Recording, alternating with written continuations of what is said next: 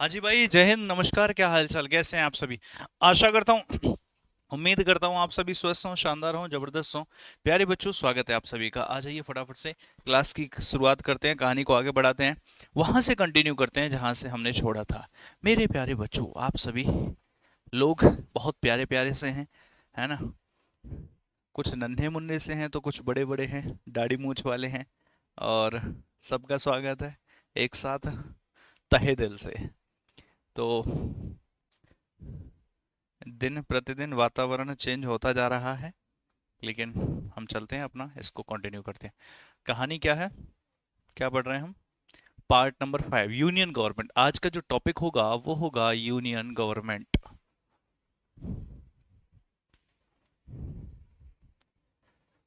Union government का मतलब क्या होता है मेरे भाई? क्या बोलते हैं इसको हिंदी में? केंद्र सरकार।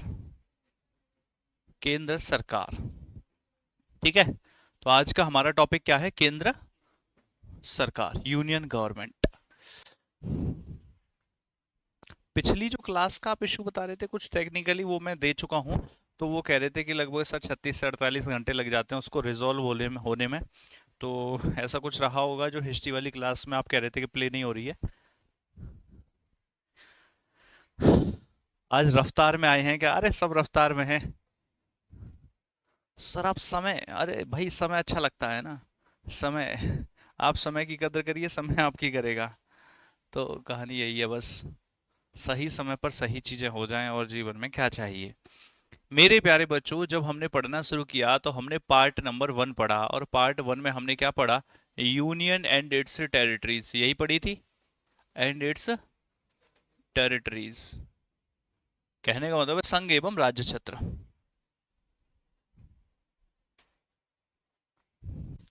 दूसरा क्या है? पार्ट नंबर 2, जिसमें हमने पढ़ा सिटीजनशिप के बारे में। सिटीजनशिप यानी कि नागरिकता के बारे में। ये सुनो। पार्ट नंबर 3, जिसमें हमने पढ़ा फंडामेंटल राइट्स के बारे में, यानी कि मौलिक अधिकार। हिंदी में इन्हीं को क्या बोलते हैं? मौलिक अधिकारों के बारे में। मेरे प्यारे बच्चों, इससे आगे की बात करें तो देन आता है पार्ट नंबर 4, जिसमें हमने पढ़ा डीपीएसपी के बारे में। और नेक्स्ट हमने पढ़ा पार्ट 4A, जिसमें हमने पढ़ा फंडामेंटल ड्यूटीज के बारे में, जिनको के मौलिक कर्तव्य कहा जाता है। थोड़ा सा आर्टिकल्स की भी बात कर लेते हैं। ये आपका आर्टिकल 1 to 4, ये आर्टिकल 5 to 11, ये आर्टिकल 12 to 36 35, ये आर्टिकल 36 to 51, और ये वाला आर्टिकल 51A। एक ही आर्टिकल है इसमें, आर्टिकल नंबर 51A, ठीक है। अब यहां तक तो हम पढ़ चुके हैं। इसका मतलब जो हमारा नेक्स्ट आर्टिकल हो, नेक्स्ट पार्ट होगा, वो कौन सा होगा? पार्ट नंबर 5, ठीक है। तो नेक्स्ट पार्ट हम जो पढ़ने जा रहे हैं अब, वो पार्ट 5 है। पार्ट 5 में हम सारी की सारी केंद्र सरकार के बारे में पढ़ेंगे।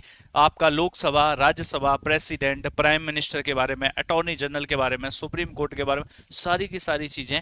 पार्ट नंबर सेशंस वगैरह, ये जो कुछ भी है, राष्ट्रपति की शक्तियां वगैरह, सब कुछ किस में आ जाएगा? पार्ट नंबर 5 में। इसके बाद हम 6 में स्टेट गवर्नमेंट की बात करेंगे, और फिर हम लोकल गवर्नमेंट की बात करेंगे। फिर इसके अलावा कुछ पार्ट ऐसे हैं जो यूपीएससी एसपीएससी से संबंधित है, उनकी बात करेंगे। इलेक्शंस की बात करेंगे हम आपका जो है इमरजेंसीज की बात करेंगे, हम अमेंडमेंट प्रोसेस की बात करेंगे। ऐसे करके कुछ कुछ कुछ कुछ पार्ट्स पढ़ने हैं, और कुछ आर्टिकल्स पढ़ने हैं। अब आपको सारी चीजें नहीं पढ़नी है, तो जितना ये पढ़ चुके हैं लगभग इतना ही सिलेबस और बाकी है आपका। आधा सिलेबस अब हो चुका है। क्या कहा? आधा पॉलिटी का आधा सिलेबस हो चुका है और आधा ही बचा है। अब हमें सरकार, हमारे जो अधिकार वगैरह थे, सरकार की ड्यूटी से हो चुकी हैं। अब सरकार काम कैसे करती है, केंद्र सरकार कैसे काम करती है, राज्य सरकार कैसे करती है, और लोकल गवर्नमेंट कैसे करती है, ये चीजें अब हमें समझनी है। मॉडर्न हिस्ट्री वाले नोट्स ओपन नहीं हो रहे? चेक कर लेते हैं यार, ऐसा कैसे हो सकता है। हो रहे होंगे, वैसे देख लेंगे, क्लास के बाद देख लेंगे। आ जाओ मेरे भाई, डालिए हेडिंग पार्ट नंबर 5। भाग नंबर 5, जिसको कि हम यूनियन गवर्नमेंट बोलते हैं, यानी कि इसी को हम केंद्र सरकार बोलते हैं। हाँ जी सर, सुना है ये बात तो हमने, इसको केंद्र सरकार बोलते हैं। मेरे प्यारे बच्चों, इसमें आर्टिकल्स कौन से आते हैं? 52 से लेकर के 151 तक, मतलब अगले 100 आर्टिकल्स केंद्र सरकार से संबंधित हैं। 52 से लेकर के 151 तक। ठीक है, ठीक है सर। एक बात बताइए, हम इसमें बात करेंगे गवर्नमेंट की। किसकी बात करेंगे हम इसके अंदर? गवर्नमेंट की। अगर मैं गवर्नमेंट की बात करूंगा और वो भी केंद्र सरकार की, तो केंद्र सरकार में जितने भी लोग होते हैं, क्या कहा? केंद्र सरकार में जितने भी लोग होते हैं उनको बेसिकली 3 पार्ट्स में डिवाइड किया जाता है। या केंद्र सरकार छोड़िए, आप किसी भी सरकार की बात करें, चाहे केंद्र सरकार हो, चाहे राज्य सरकार हो, चाहे लोकल गवर्नमेंट हो, कोई भी हो, कहीं पर भी सरकार हो, उसके 3 हिस्से होते हैं। कहीं पर भी जो गवर्नमेंट होती है उसके कितने ऑर्गन्स होते हैं? 3 ऑर्गन्स होते हैं, किसी भी लेवल पर सरकार हो। एक होता है लेजिस्लेचर या लेजिस्लेटिव ऑर्गन, एक होता है एग्जीक्यूटिव ऑर्गन, और तीसरा जो ऑर्गन होता है उसको बोलते हैं जुडिशरी। ठीक है, इसका नाम होता है विधायिका। विधायिका। इसका नाम होता है कार्यपालिका।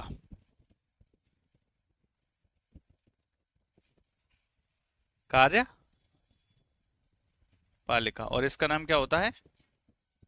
न्यायपालिका। समझ गए बात को? विधायिका, कार्यपालिका और न्यायपालिका, ये ऐसे करके भैया 3 ऑर्गन्स होते हैं।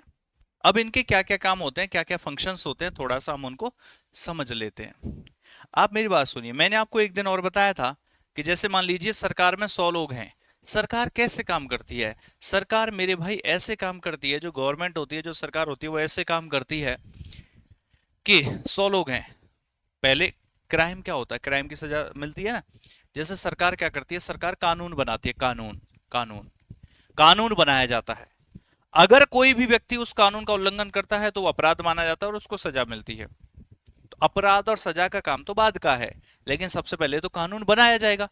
तो ये जो 100 हैं, इन्हीं में से कुछ ऐसे लोग होते हैं जो कानून को बनाने का काम करते हैं। जैसे मैंने कहा 25 लोग ऐसे हैं जो कानून को बनाने का काम करेंगे। लेकिन सिर्फ बना देने से या लिख देने से तो कानून इंप्लीमेंट होता नहीं है, उसको लागू भी करना पड़ता है। तो इसी में से 35 लोग ऐसे हो गए जो कानून को लागू करने का काम करेंगे। कानून बन गया और कानून लागू हो गया, लेकिन एग्जैक्टली क्या है? कभी कोई कानून से रिलेटेड कंफ्यूजन हुआ तो, किसी ने कानून का उल्लंघन किया तो उस कानून की जो वैलिडिटी है वो सही तरीके से चलेगा क्या, उसकी डेफिनेशन वगैरह है, एग्जैक्टली कुछ समझ में ना आए तो फिर हम किससे पूछते हैं? जुडिशरी से। उसके लिए होती है न्यायपालिका। 30-35 जो भी लोग बचे हुए, लास्ट में 40 लोग। समझ गए? तो सरकार के कितने ऑर्गन हुए? 3। क्या क्या काम हुआ? कुछ लोगों का काम है कानून बनाना, कुछ लोगों का काम है कानून को लागू करना। कहते हैं ना कि बैंक लूटनी है, प्लान रेडी है, बस एग्जीक्यूशन बाकी है। किसी के घर में चोरी करनी है, तुमको प्लान बना लिया है, इसका मतलब है कानून बना लिया है, प्लान बना लिया है।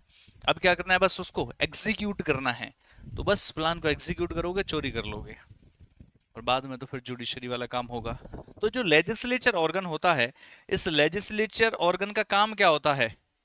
To make laws. इसका काम क्या है? कानून बनाना। और इसका क्या काम होता है? कानून, अच्छा, टू इंप्लीमेंट लॉज।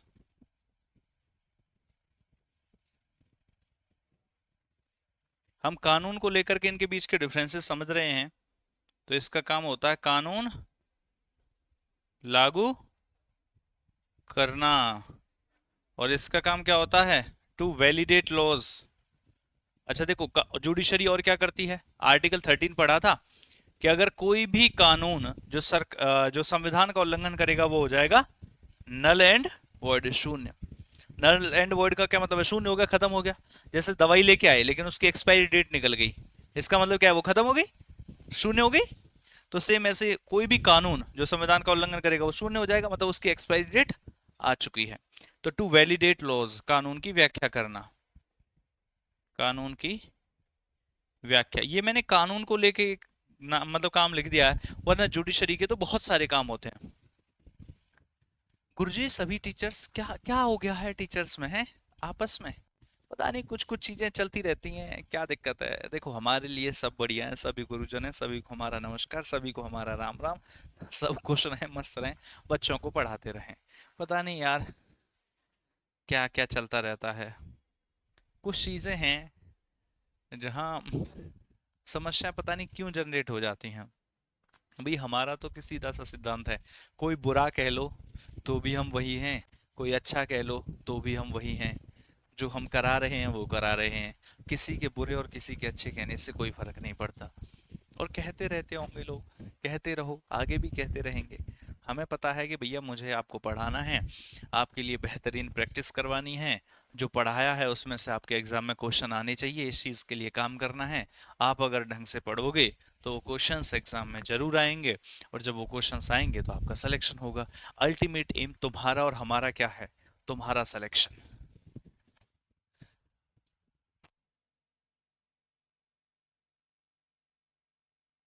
डॉक्टर चाहता है हर आदमी बीमार हो, नेता चाहता है हर आदमी अनपढ़ हो। रुको कुछ लिखा है, क्या लिखा है? अरे यार ये नीचे चले आते हैं कमेंट। डॉक्टर चाहता है हर आदमी बीमार हो, नेता चाहता है हर आदमी अनपढ़ हो, ठेकेदार चाहता है आदमी मजदूर हो, बैंक चाहता है आदमी कर्जदार हो, पुलिस चाहता है आदमी, कहाँ गया, आदमी जुल्मी हो, वकील चाहता है हर आदमी झगड़ालू हो, बट एक टीचर है जो चाहता है कि मेल फीमेल, मेरे से पढ़ा लिखा, अरे क्या लिख रहा है भाई, पूरा तो लिख देता। मेरे से, अरे क्या, अच्छा, हर मेल, टीचर है जो चाहता है कि हर मेल और फीमेल पढ़ा लिखा हो और लाइफ में सफलता प्राप्त करे, आगे बढ़े। बिल्कुल सही कहा भाई आपने, एकदम सही कहा। क्योंकि हर टीचर यही चाहता है क्योंकि उसके स्टूडेंट्स बस आगे बढ़ें, और जब आगे बढ़ेंगे तो फिर उसका भी नाम होता है और बच्चों का भी होता है। Sir please tell me, my friends told me yes how sir get married.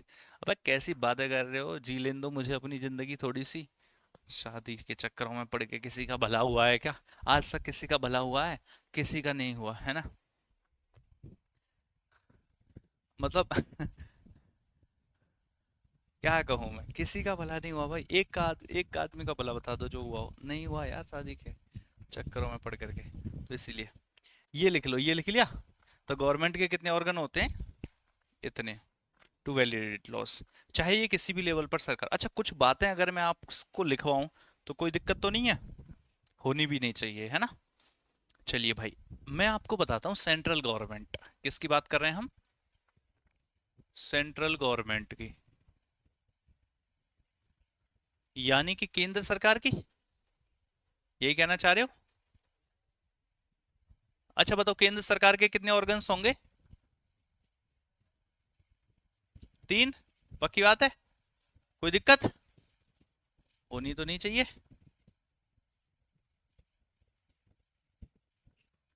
चलो ठीक है। अगर मैं यहां पर कहूं स्टेट गवर्नमेंट, तो स्टेट गवर्नमेंट यानी कि राज्य सरकार। राज्य सरकार के कितने ऑर्गन्स होंगे? मैंने कहा कहीं पर भी सरकार होगी उसके ऑर्गन्स 3 ही होंगे। पहले लिख लेते हैं केंद्र सरकार राज्य सरकार के। जैसे केंद्र सरकार है, यहां पर कौन कौन से ऑर्गन्स होंगे आपको क्या लगता है? मुझे लगता है एक लेजिस्लेटिव होगा, एक एग्जीक्यूटिव होगा और एक जुडिशरी होगा, ऐसा ही होगा। चलो ठीक है भाई, तुम्हारी बात मान लेते हैं, लिखना शुरू करते हैं। देखिए राज्य लेवल पर जो सॉरी केंद्र लेवल पर जो लेजिस्लेटिव ऑर्गन होता है उसको ये बहुत बेसिक सा चला है, लेकिन अगर ये डिफरेंस आपने समझ लिया, ये मैं क्यों लिखवाता हूं, इसका एक कारण है, हर चीज का कारण होता है। मैं इस वजह से लिखवाता हूं, इसको लिखने से कम हमारी 8 से 10 क्लास हमें पढ़नी नहीं पड़ेंगे। इस एक छोटी सी टेबल को बना लिया अगर हमने, तो कम से कम 8 से 10 क्लास छोटा हो जाएगा हमारा सिलेबस। सर 8 से 10 क्लास ऐसे कैसे? सुनो, जो ये ढांचा है ना केंद्र लेवल पर, यही सेम ढांचा है स्टेट लेवल पर। जो ये ढांचा है वैसा ही सेम ढांचा ये है। तो अगर हमने केंद्र सरकार पढ़ ली तो हमें राज्य सरकार पढ़ने की जरूरत नहीं पड़ेगी। फिर हम क्या पढ़ेंगे? धड़ से। जो काम यहाँ पार्लियामेंट करता है वो काम यहाँ स्टेट लेजिस्लेचर करता है, जो यहाँ प्रेसिडेंट करता है वो यहाँ पर गवर्नर करता है, जो यहाँ पीएम करता है वो यहाँ सीएम करता है। यहाँ पीएम चुना जाता है लोकसभा की मेजोरिटी पार्टी से, यहाँ पर सीएम चुना जाएगा विधानसभा की मेजोरिटी पार्टी से। समझ रहे हो? यहाँ पर बिल लोकसभा राज्यसभा में आता है, राष्ट्रपति के पास जाता है, यहाँ विधानसभा विधान परिषद में आएगा, गवर्नर के पास जाएगा। जैसे जैसे यहाँ मनी बिल आएगा तो यहाँ भी आएगा, यहाँ पर भैया विप होगा तो यहाँ पर भी होगा, हर जगह, है ना। यहाँ पर अगर मान लीजिए कोरम होता है तो यहाँ पर भी कोरम होगा, तो हर चीज सेम होगी। तो अगर हमने ये ढांचा समझ लिया एक बार के लेजिस्लेटिव एग्जीक्यूटिव जुडिशरी क्या है, और यहाँ पर भी समझ लिया, तो सेम का सेम कॉपी पेस्ट कर देंगे। तो हमारे लिए फिर हमें स्टेट लेजिस्लेचर नहीं पढ़ना पड़ेगा। जो हम 8 से 10 दिन इसको पढ़ने में लगाएंगे, वो 8 से 10 दिन फिर हमारे यहाँ वेस्ट नहीं होंगे, बस हमें तो एक दिन में वो पूरा स्टेट लेजिस्लेचर हो जाएगा फिर। समझो बात को, इसीलिए हम पढ़ रहे हैं, इसका कारण है। तो यहां पर कौन सा ऑर्गन है? पार्लियामेंट। पार्लियामेंट, जिसको कि हिंदी में संसद कहते हैं। ठीक है। एग्जीक्यूटिव की बात करें तो कौन कौन हो जाएगा? एक तो होता है भाई प्रेसिडेंट, इसके अलावा वाइस प्रेसिडेंट, इसके अलावा PM and his council of minister, comma attorney general,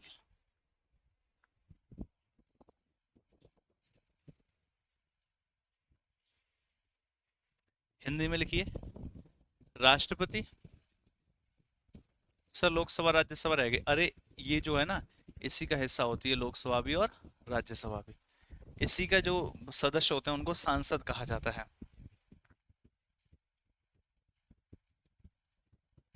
CM और पीएम के लिए इलेक्शंस नहीं होते, वो तो मैं पढ़ाऊंगा, टेंशन क्यों ले रहे हो, इतनी आगे क्यों जा रहे हो। सीएम के भी इलेक्शन नहीं होते, पीएम के भी इलेक्शन नहीं होते, ना नॉमिनेशन, कुछ नहीं। बताऊंगा मैं कैसे करके इनको सेलेक्ट किया जाता है। थोड़ा रुको तो सही, सब्र तो रखो। सर बुक में पार्ट 5 आर्टिकल 52 से 78 तक है, और आप बता रहे हैं 151 तक है। मेरे मुन्ना, मुन्ना, ए मुन्ना, जो 52 से 78 तक आप पढ़ रहे हो, मुन्ना सुनना ना, ठीक है, सुनना। आहा क्या बात कर दी। मेरे प्यारे बच्चों सुनो ध्यान से, या फिर यहीं बता दे, यहां बता दूं, ये सेंट्रल गवर्नमेंट है। फिर मैं मिटा दूंगा इसको, यहाँ लिखूंगा नहीं, बस ऐसे ही बता देता हूं तुम्हारी तसल्ली के लिए। मैंने क्या लिखवाया यहाँ पर, आर्टिकल कितने से कितने तक? 151 तक। मेरे भाई इसमें से जो एग्जीक्यूटिव वाला हिस्सा है ये कहां से कहां तक है? 52 से लेकर के 78 तक। ये वाला जो हिस्सा है ये कहां से कहां तक है? 79 से लेकर के 123 तक। ये वाला जो हिस्सा है ये कहां से कहां तक है? 124 से लेके 151 तक। बुद्धि में घुसी कुछ बात? अरे ये जो सेंट्रल गवर्नमेंट है ये 52 से 151 तक है। तो प्राणियों, मूर्ख प्राणियों, तुमने जो देख लिया वो 52 से 78 तक देख लिया। मैंने फर्स्ट डे कहा था भरोसा करके चलो, कुछ गलत नहीं मिलेगा, है ना। तो ये जो यूनियन एग्जीक्यूटिव है ये 52 से 78 तक होता है, न कि यूनियन गवर्नमेंट। तो union executive is the part of union government. केंद्रीय कार्यपालिका केंद्र सरकार का हिस्सा होती है। और बुक के चक्कर में मत पड़ो, एक शानदार सी बुक बना रहा हूं तुम्हारे लिए, इतनी शानदार, इतनी शानदार, देखते ही मजा आ जाएगा। गुरुजी ऐसे मत कहा करो, लाइब्रेरी के बाहर हूं, अभी सारे फ्रेंड्स हंस रहे हैं मुन्ना वाली बात पर। अब बताओ मुन्ना प्यारा था या नहीं था? हैं, देखो, तो तुम सब मुन्ना हो, आइए वाईएएस बनो है एग्जाम में। तो इसको समझ गए ना बात को? तो ये ऐसे करके है, टेंशन नहीं लेनी है, हर एक चीज, हर एक आर्टिकल आपको याद करवाएंगे। अच्छा, यहाँ कौन सा हो गया? यहाँ हो गया राष्ट्रपति। इसको हिंदी में क्या कहते हैं? उपराष्ट्रपति। एक एक करके बहुत प्यार से धीरे धीरे सब पढ़ लेंगे। पीएम को क्या बोलते हैं? भगवान लिख दो, भगवान लिख दो, भगवान है, भगवान। जैसे नहीं होता गांव में दो नाम होते हैं, है ना, एक हो गया रामू उर्फ गोवर्धन सिंह, सेम वैसे पीएम उर्फ भगवान। इस समय भगवान से कम नहीं है। तुम क्या मान रहे हो? मतलब विधाता, मतलब एक नाम से काम भी नहीं चलेगा, भगवान, विधाता, और जो कुछ भी लिख सकते हो, आविष्कारक।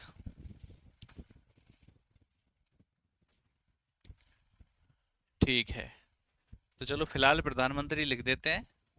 बाकी आप मान करके चलिए ये भगवान है, ठीक है, पूजा होनी चाहिए। थोड़े दिनों में ये मंदिरों में अपनी मूर्तियां लगवाई देंगे, प्रधानमंत्री और उनका मंत्रिमंडल। और मंत्रिमंडल भी सब जानते ही हो तुम। इसके अलावा एक होता है महान्यायवादी। कौन होता है? महान्यायवादी, ये सरकारी वकील होता है। जब आप भारत सरकार के ऊपर केस करोगे तो सरकार की तरफ से जो लड़ने आएगा वो महान्यायवादी होगा। अपनिच्छी भगवान है, हाँ ये तो जरूर है। जुडिशरी में कौन सा कोर्ट होगा यहाँ पर? केंद्र लेवल पर सुप्रीम कोर्ट, जिसको क्या बोलेंगे? सर्वोच्च न्यायालय। हाई कोर्ट नालायक राज्य में होता है। ये हो गया। अब आओ राज्य लेवल पर। भाई जैसे यहां पर पार्लियामेंट है वैसे यहां पर क्या होता है? State legislature. क्या होता है? State legislature. राज्य विधानमंडल। समझ गए बात को? समझ रहे हो? समझ रहे हो? इसके क्या होते हैं? विधानसभा और विधान परिषद, जैसे हैं लोकसभा राज्यसभा वैसे ही। और बाकी गवर्नर भी इसका पार्ट होता है। इसके अलावा जैसे यहाँ प्रेसिडेंट है तो यहाँ पर कौन होगा? गवर्नर, यानी कि राज्यपाल। ऊपर वाइस प्रेसिडेंट है, यहाँ डिप्टी राज्यपाल होता है? नहीं होता है। तो इसका मतलब यहाँ कौन होगा? CM and his council of minister. CM को क्या कहेंगे? मुख्यमंत्री। और मंत्रिमंडल राज्य का, मुख्यमंत्री एवं राज्य का मंत्रिमंडल। इसके अलावा एडवोकेट जनरल, ये राज्य सरकार का वकील होता है। Advocate general. कुछ ऐसे बालक होंगे जिन्हें कुछ कुछ तेज पढ़ने की आदत पड़ गई होगी और कहते होंगे कि ये मास्टर बड़ा स्लो पढ़ाता है। मेरे भाई मैं इतना तेज पढ़ाता हूँ, बच्चे परेशान हो जाते हैं अगर मैं गलती से ऑफलाइन ऑफलाइन में पहुंच गया तो। ये क्या होता है कि आजकल तो काफ़ी दिन से ये चीज़ें चल नहीं पा रही हैं, क्योंकि ऑफलाइन पहले बड़े बड़े बैचेस हम पढ़ाया करते थे, तब तो अलग ही लेवल था। तो क्या होता है कि ऑफलाइन मैं स्पीड में, वही ऑनलाइन वाली स्पीड में, ऑनलाइन में तो 2x पे देखने की आदत पड़ जाती है, मैं उस स्पीड में शुरू हो जाता हूँ, फिर जैसे तैसे करके विराम लगाना पड़ता है। तो ये है कहानी। तो ऐसा मत सोचना कि हम तेज नहीं कराते हैं, हम बहुत तेज कराते हैं, लेकिन जरूरी है कि आपके समझ में आए, आपके घुसता चले। जो चीज़ें आपने दो चार जगह सुन रखी होंगी वो तो आपके समझ में आ जाएंगी, तेज तेज करा दो। और जहाँ चीज़ें आपके लिए नहीं होंगी तो फिर आपका होगा स्लो स्लो करा दो। इस वजह से आराम से समझो। सबके लिए सबका साथ सबका विकास, ऐसा सिर्फ किताबों में और पन्नों पर अच्छा लगता है, रियलिटी में तो ऐसा कुछ नहीं है। इसको बोलते हैं महाधिवक्ता। महाधिवक्ता। अच्छा, जो राज्य लेवल पर जुडिशरी होती, अरे हमने ये जुडिशरी चलो लिख लेंगे। राज्य लेवल पर जो जुडिशरी होती है वो कौन सी होती है? हाई कोर्ट, यानी कि उच्च न्यायालय है, इसको हिंदी में बोलते हैं। एक्चुअली सिर्फ हाई कोर्ट नहीं होता, सेशन कोर्ट भी ये, हाँ हाई कोर्ट होता है राज्य लेवल पर, डिस्ट्रिक्ट में जाकर के लोकल लेवल पर फिर सेशन कोर्ट भी होता है। इसको थोड़ा सा मैं बाहर कर देता हूँ, मुझे लगता है जल्दी आ गया बुढ़ापा, अब ज़्यादा दूर नहीं है। चीज़ें जब आदमी भूलने लगे तो फिर बुढ़ापे की संकेत माने जाते हैं ये, और खास करके मेरे तो होली है।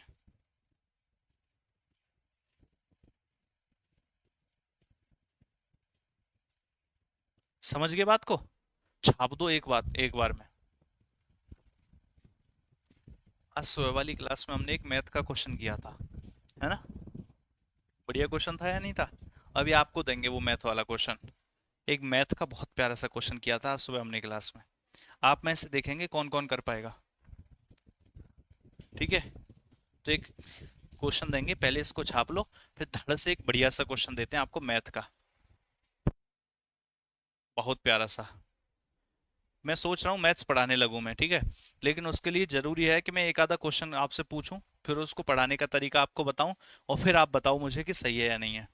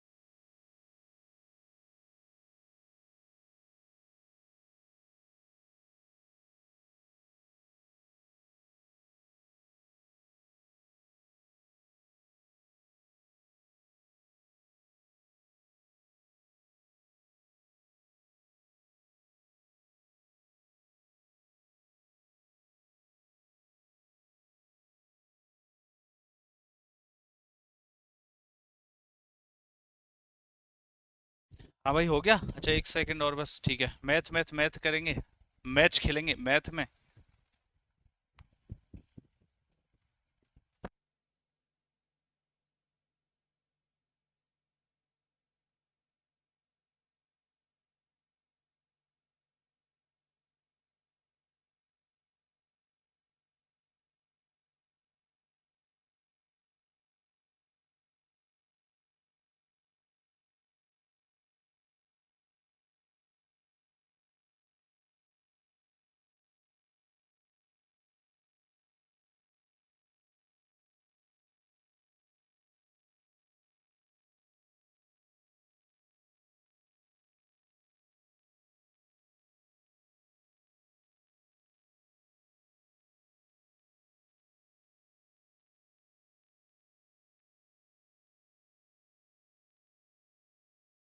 चलो भाई, एक बालक कह रहा है कि क्वेश्चन दीजिए लेकिन अलजेब्रा का मत देना। चलो भाई ठीक हो क्वेश्चन। अच्छा ठीक है, एक जोड़ घटाव का दे दूं, जोड़ घटाव का, जोड़ घटाव का क्वेश्चन देते हैं। भागु जोग तो तुमने किया ही है, भागु जोग में तो कोई दिक्कत ना है।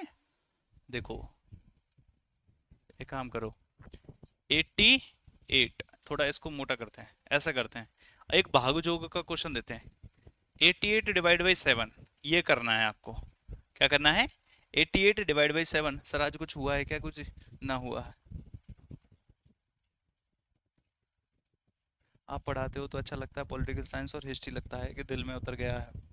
जली को आग कहते हैं, बुझी को राग कहते हैं, यशा सर को हिस्ट्री और पॉलिटी का बाप कहते हैं। अरे भाई साहब हैं, तुम ये बताओ 88/7 इज इक्वल टू खाट, बताओ सिद्ध करो इसको, प्रूव दैट। ये थ्योरम बना दिया हमने, लिखो प्रूव दैट। कैसे होगा? Prove that, prove that. सुबह वाले बच्चे चुप रहेंगे, हमने सुबह भी ये क्वेश्चन दिया था आपको। आप क्रिकेट माउंटेन्स में खेलते हो? हाँ भाई बिल्कुल, क्रिकेट हो गया, फुटबॉल हो गया, वॉलीबॉल हो गया। हासिल वाला मत देना।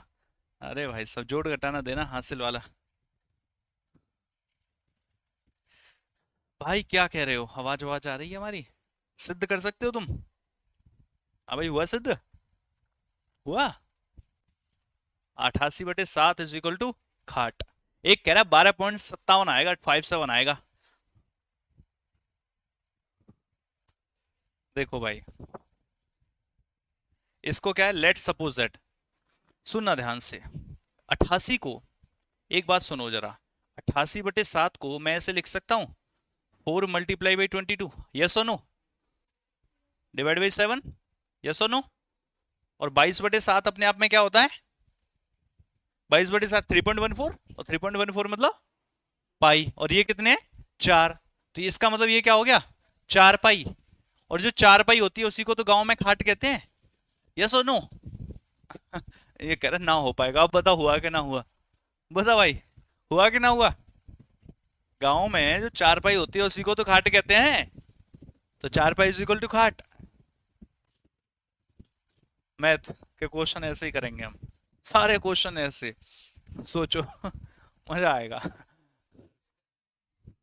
पेपर आ रहा है ऐसे, प्रूव दैट, लिख लिख के देना पड़ रहा तुम्हें। कर ही दे। देखो स्कूल समय में अगर 10th क्लास की बात करें हम, 9th 10th, और 10th छोड़िए 8th तक की स्पेशली बात करें, 10th तो फिर भी पूछो, 10th में भी ऐसा करते थे, 11th तक भी करते। अगर आपको किसी क्वेश्चन का आंसर आ जाए, अगर आपको किसी क्वेश्चन का आंसर पता हो और वो क्वेश्चन कैसे होगा ये ना पता हो, तो आप बीच में कुछ भी रामायण लिखते थे लेकिन लास्ट में आंसर वही लिख देते थे, क्या नहीं?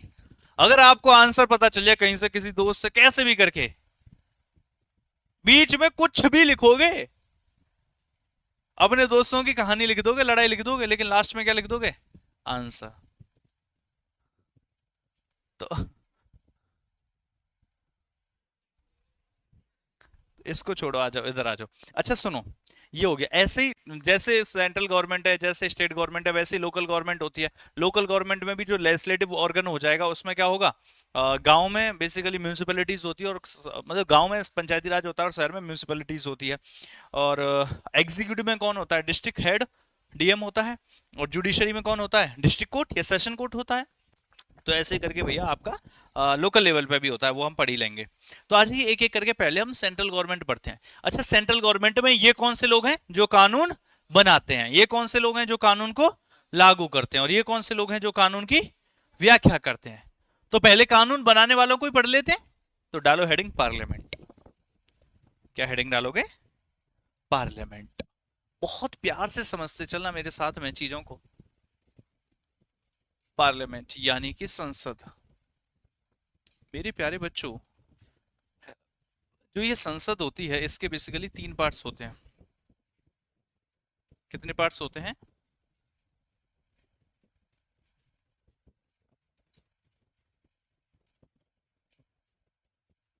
3 पार्ट्स होते हैं। कौन कौन से? एक होता है लोकसभा, एक होता है राज्यसभा, और एक होता है प्रेसिडेंट। देखो यहां पर चीजें क्या हैं, अगर आपसे हाउसेस पूछेगा तो हाउस कितने होते हैं? हाउस 2 होते हैं, लोकसभा और राज्यसभा। क्योंकि ये सदन है, लोकसभा हाउस है, इसके अंदर बहुत सारे लोग। राज्यसभा सदन है, इसके अंदर बहुत सारे लोग। लेकिन राष्ट्रपति अपने आप में एक आदमी है, ये नहीं है कि इसके अंदर बहुत सारे लोग हों।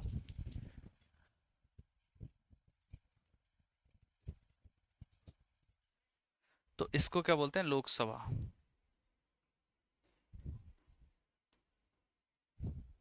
इसको क्या बोलते हैं? राज्यसभा। और इसको क्या बोलते हैं? राष्ट्रपति। लोकसभा, राज्यसभा और राष्ट्रपति। प्यारे बच्चों ध्यान से सुनते चलो।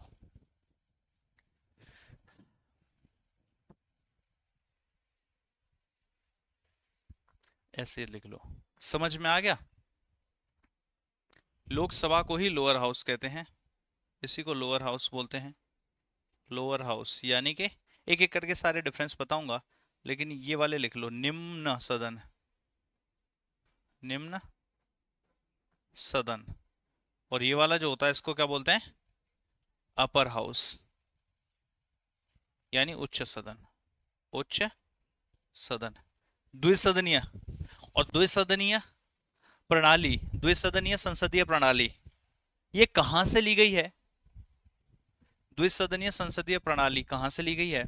यहां पे मैं नोट डाल के अगर लिख दूं, या इस साइड में लिखता हूं, चलो इसको इधर करते हैं, इस साइड में लिखता हूं कि parliamentary form of government, parliamentary form of government, सरकार की संसदीय प्रणाली, सरकार की संसदीय प्रणाली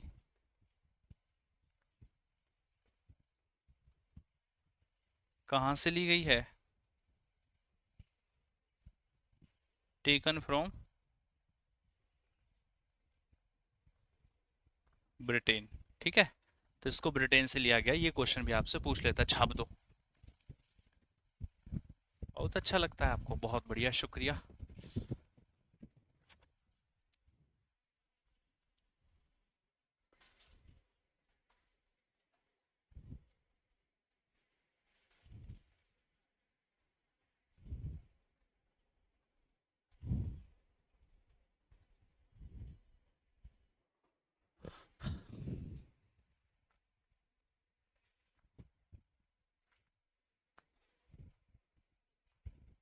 ठीक है, अब इनके बीच के डिफरेंसेस लिखते हैं। एक साइड डाल दो लोकसभा और एक साइड डाल दो राज्यसभा।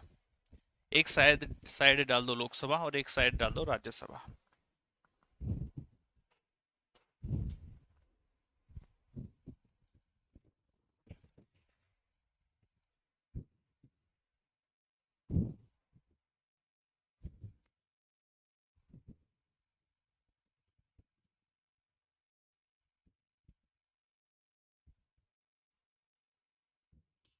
सर कल हमारे इधर नाच था, खूब बंदूकें चली। चलने दो भाई।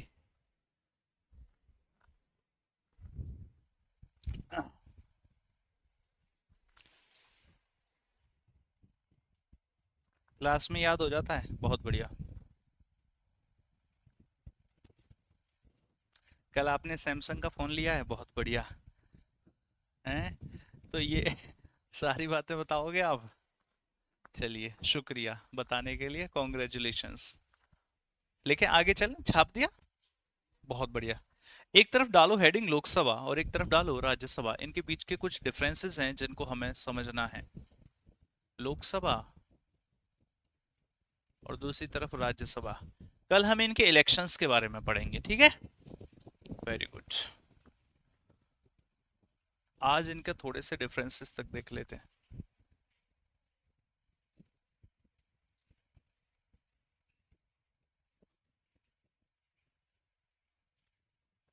लोकसभा और राज्यसभा, मेरे प्यारे बच्चों,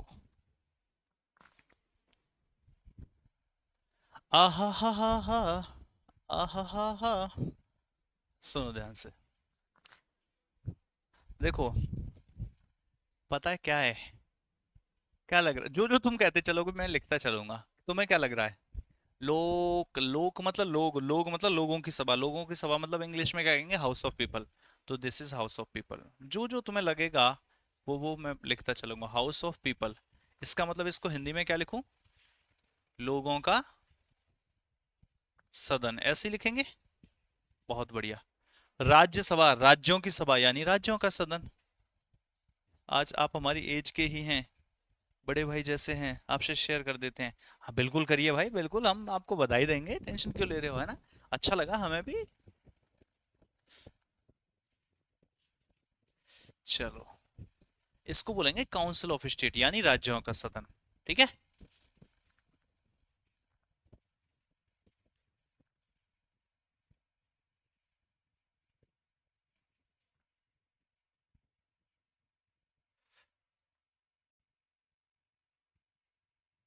प्रिया तुमको अच्छा लगा?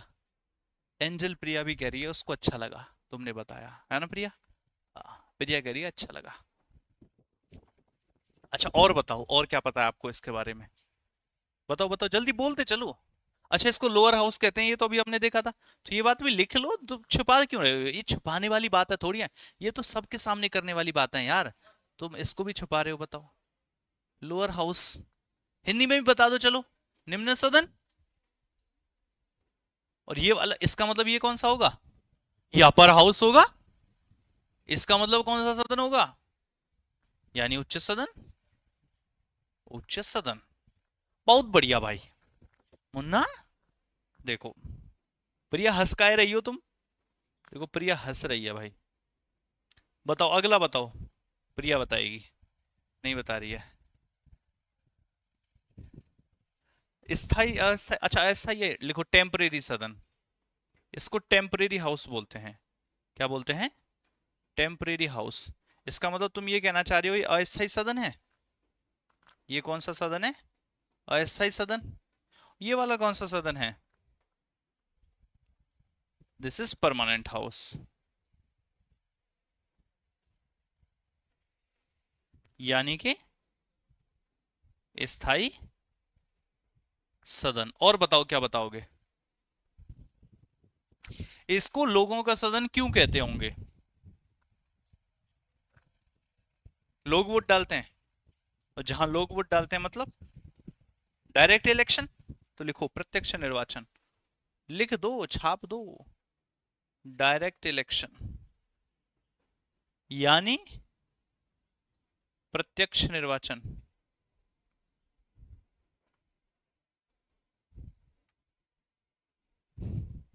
इसको क्या बोलते हैं? इनडायरेक्ट इलेक्शन, अप्रत्यक्ष निर्वाचन।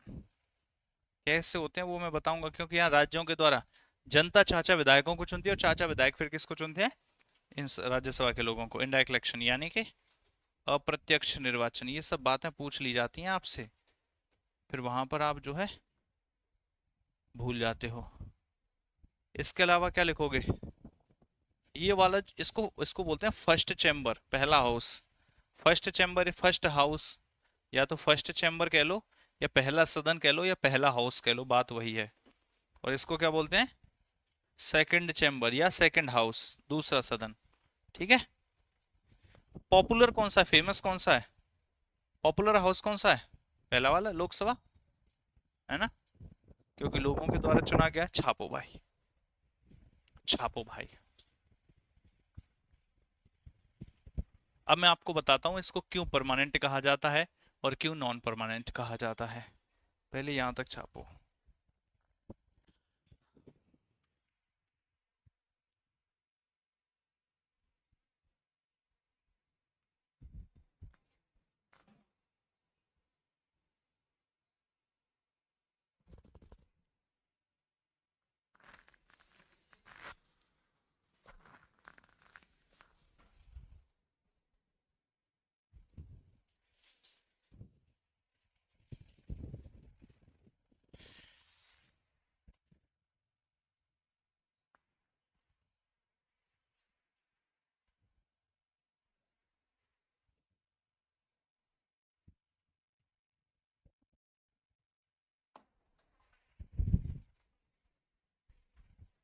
छापो भाई। सारे डाउट क्लियर हो जाते हैं, हम आपको डाउट छोड़ते ही नहीं है यार। डाउट ही छूटे हैं तो फिर हमारे एक्सपीरियंस का क्या फ़ायदा होगा? इतने समय से जो हम पढ़ा रहे हैं उसका कोई फ़ायदा होगा जो अगर हम डाउट ही छोड़ दें तो?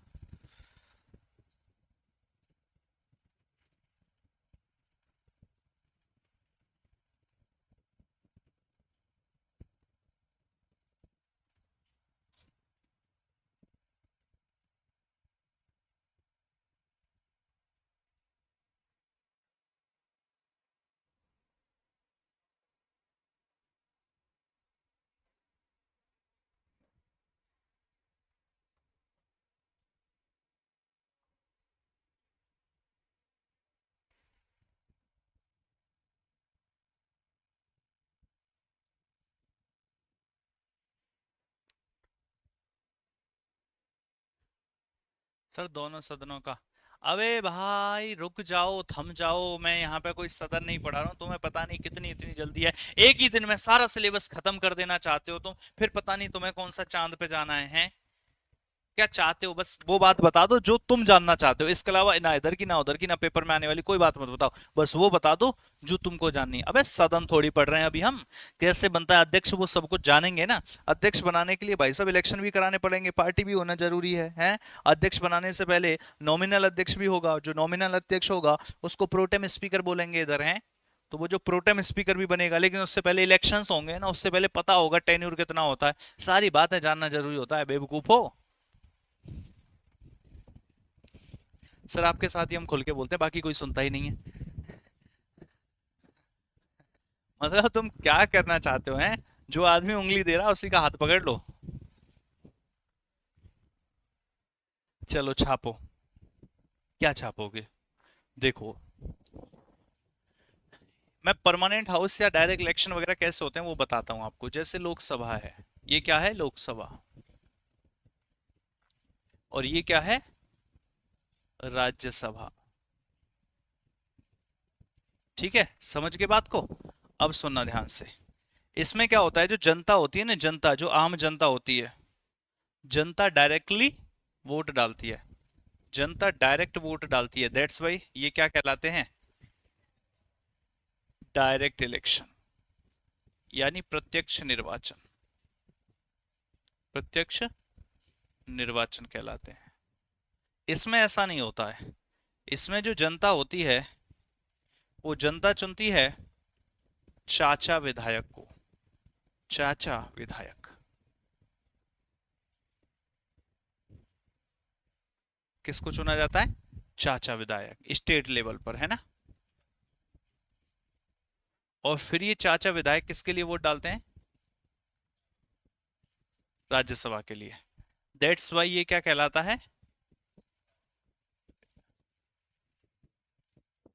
Indirect election.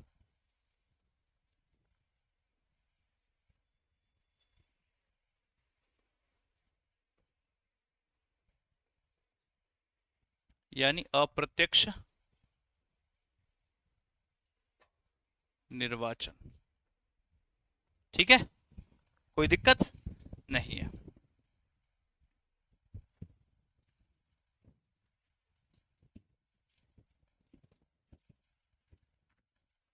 ठीक है, आ जाओ। तो डायरेक्ट इलेक्शन और इनडायरेक्ट हो गए। तो इसको हाउस ऑफ पीपल क्यों कहते हैं? क्योंकि लोगों के द्वारा डायरेक्टली चुना गया। और डायरेक्ट इलेक्शन क्यों होते हैं, ये पता चल गई। तो हमें ये पता चल गया लोअर हाउस होता है ब्रिटेन से, ये भी पता चल गया। डायरेक्ट इलेक्शन वाला पता चल गया। पॉपुलर चैम्बर है इसलिए इसको फर्स्ट चैम्बर। अब कौन सा बचा? इसको टेम्परेरी हाउस और इसको परमानेंट हाउस क्यों कहते हैं, ये वाली बात। वो मेरे भाई इसलिए कहते हैं, आप समझना, जैसे ये लोकसभा है, ये कौन सी सभा है? लोकसभा। और ये कौन सी सभा है? राज्यसभा। राज्यसभा। अब ये कैसे काम करेगा? एक्चुअली जो लोकसभा है, इस लोकसभा का जो टेन्योर होता है, इस लोकसभा का जो टेन्योर होता है, किसका टेन्योर की बात कर रहा हूं मैं यहां पर? लोकसभा के टेन्योर की बात कर रहा हूं। वो कितना होता है? 5 years। और राज्यसभा का जो टेन्योर होता है वो कितना होता है? कोई बताएगा मुझे? है? इन्फिनिटी होता ही नहीं है। एक बार बन गई तो फिर and so on so on so on so on so on चलती रहती है। इसका कोई टेन्योर नहीं होता है। Up to infinity. एक बार बन गई तो फिर वो कभी खत्म नहीं होती है। राज्यसभा कभी खत्म नहीं होती। अच्छा, लोकसभा के जो मेंबर्स होते हैं, मैं बताऊंगा कैसे कैसे ये बात आई है निकल करके। उनका टेन्योर कितना होता है? 5 years। और राज्यसभा के जो मेंबर्स होते हैं, इनका टेन्योर कितना होता है? 6 years। सर कैसी बातें कर रहे हो? इन दोनों में क्या डिफरेंस हुआ? अब सुनो, ध्यान से सुनो, ध्यान से सुनो मुन्ना, ध्यान से सुनो। Actually Lok Sabha is like your batch. जैसे आपका बैच है, आपका बैच है, कोई भी बैच है, मान लेते हैं कि एक बैच है जो मई में शुरू हुआ और सितंबर में खत्म हो गया, ऐसा मान लेते हैं हम। एक बैच है जो मई में शुरू हुआ, सितंबर में खत्म हो गया, या मान लेते हैं कि जनवरी में शुरू हुआ और जून में जाके खत्म हो गया। तो उस बैच का ड्यूरेशन कितना था? 6 महीने। कोई भी एक बैच था जिस बैच का जो ड्यूरेशन था वो था 6 माह, यानी 6 महीने। तो बैच का ड्यूरेशन भी इतना, बैच का ड्यूरेशन इतना। इसमें कुछ स्टूडेंट्स के द्वारा एडमिशन लिया गया। ये बैच 1 जनवरी को ओपन हुआ था, तो इसमें 1 जनवरी को ही बच्चों ने एडमिशन लिया। तो इसमें जितने भी स्टूडेंट्स ने एडमिशन लिया होगा, वो इस बैच के स्टूडेंट्स कब तक बने रहेंगे? 6 महीने तक। तो बैच भी कितने दिन तक चला? 6 महीने तक। और ये स्टूडेंट्स ने जो एडमिशन लिया, ये भी कब तक चला? 6 महीने तक। लेकिन मान लीजिए मैंने एक ऐसा बैच लॉन्च किया, मैं आपको ऐसा कहते हैं कि मैं आपको हिस्ट्री पढ़ाऊंगा, मैं आपको पॉलिटी पढ़ाऊंगा और मैं आपको ज्योग्राफी पढ़ाऊंगा। मैं 3 सब्जेक्ट पढ़ाऊंगा, ठीक है? और मैंने एक ऐसा बैच लॉन्च किया है जो बस लॉन्च कर दिया, अब कभी वो बैच बंद नहीं होगा, वो लगातार चलता रहेगा। मैंने कहा 1 महीने में मैं हिस्ट्री खत्म कर दूंगा, 1 महीने में ज्योग्राफी और 1 महीने में पॉलिटी, ठीक है? मैंने क्या किया, मैंने सबसे पहले पढ़ाना स्टार्ट किया पॉलिटी, ठीक है? फिर मैंने कौन सा पढ़ाया? ज्योग्राफी। और फिर मैंने कौन सा पढ़ाया? हिस्ट्री। फिर मैंने कौन सा पढ़ाया? पॉलिटी। फिर क्या पढ़ाया? ज्योग्राफी। फिर क्या पढ़ाया? हिस्ट्री। फिर क्या पढ़ाया? पॉलिटी। तो मैंने कहा मैं बस इसमें रिपीट करता रहूंगा, रिपीट करता रहूंगा, रिपीट। जैसे ज्योग्राफी खत्म होगी मैं पॉलिटी शुरू कर दूंगा, पॉलिटी खत्म होगी ज्योग्राफी, हिस्ट्री शुरू कर दूंगा, हिस्ट्री खत्म होगी ज्योग्राफी शुरू कर दूंगा। ऐसे करके मतलब सब्जेक्ट को रिपीट कर दूंगा। आज जो बैच लॉन्च किया, अब ये बस चलता ही रहेगा, ये कभी बंद नहीं होगा। इसमें बच्चों के पास एडमिशन का मौका होगा, वो जिस दिन भी एडमिशन लेंगे, क्योंकि मैं कितने दिन में पूरा कर दूंगा एक बैच, मतलब ये तीनों सब्जेक्ट 3 महीने में। तो जिस दिन भी बच्चे एडमिशन लेंगे, उनका टेन्योर कितना होगा? 3 महीने। ऐसे बच्चे जो यहां पर आए थे, उनका टेन्योर कहां पूरा हो जाएगा? यहां। जो बच्चे यहां, मैंने इसकी कैपेसिटी फिक्स किया 300 बच्चे, जो यहां आए थे उनका टेन्योर कहां पूरा हो जाएगा? यहां। और जो बच्चे यहां से शुरू किया होगा, उनका टेन्योर कहां पूरा हो जाएगा? यहां। समझ में आया?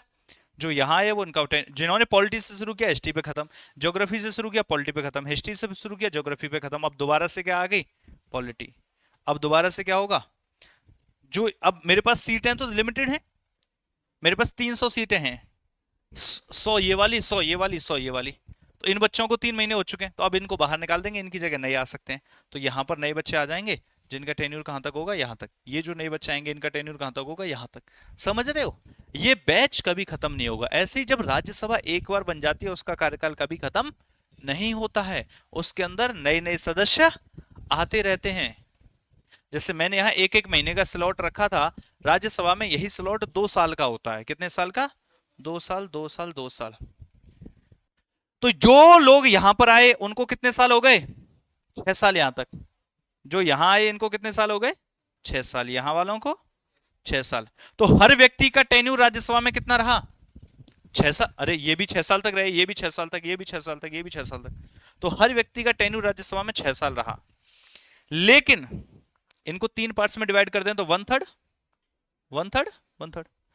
तो हर 2 महीने बाद या हर 2 साल बाद 1/3 सदस्य रिटायर होते रहेंगे। देखो अभी ये रिटायर हुए तो यहाँ पे नए आ गए, ये रिटायर होंगे तो ये नए आ जाए। मतलब यहां से समझो, ये तो पुरानी साइकिल है, कुछ कुछ ऐसे होंगे जो यहां से चल रहे होंगे, ऐसे चल रहे होंगे। जैसे यहां पर ये रिटायर हुए तो इनकी जगह कौन आ गए? ये आ गए। ये रिटायर होंगे तो इनकी जगह ये आ गए। जब ये रिटायर होंगे तो इनकी जगह ये आ जाएंगे। मतलब आदमी 6 साल तक रहता है। जैसे ही 1/3 लोगों को 6 साल पूरे होते हैं, आप ऐसा समझो, जिसको मैं ऐसे समझाता हूँ, आप ध्यान से सुनना, ध्यान से सुनना। ऐसा समझो, जैसे 1952 में, 1952 में जिन लोगों का टेन्योर शुरू हुआ होगा वो कब तक चला होगा? 1956 तक।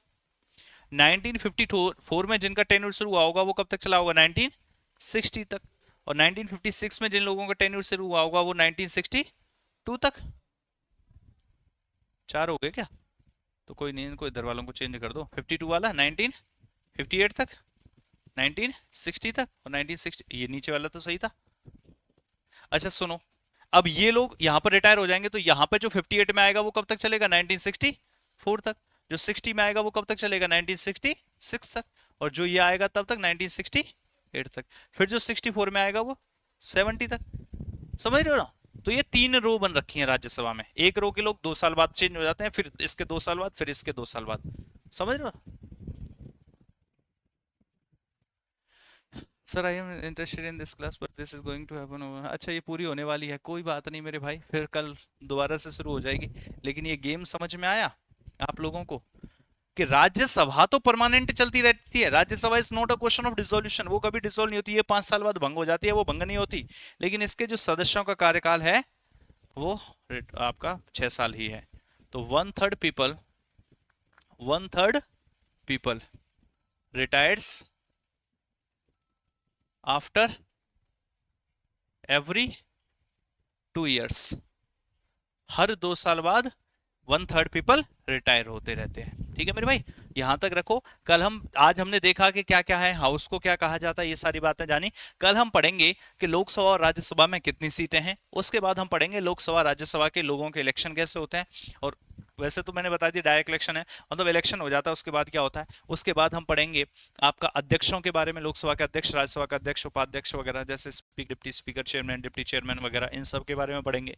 इसके बाद हम विप के बारे में पढ़ेंगे, कोरम के बारे में पढ़ेंगे, है ना। बाकी और भी जो पार्लियामेंट्री वोकेबलरी है उसके बारे में पढ़ेंगे। और कल ये सब, मतलब कल पार्लियामेंट को सेशंस वगैरह की बातें हम जो है करेंगे।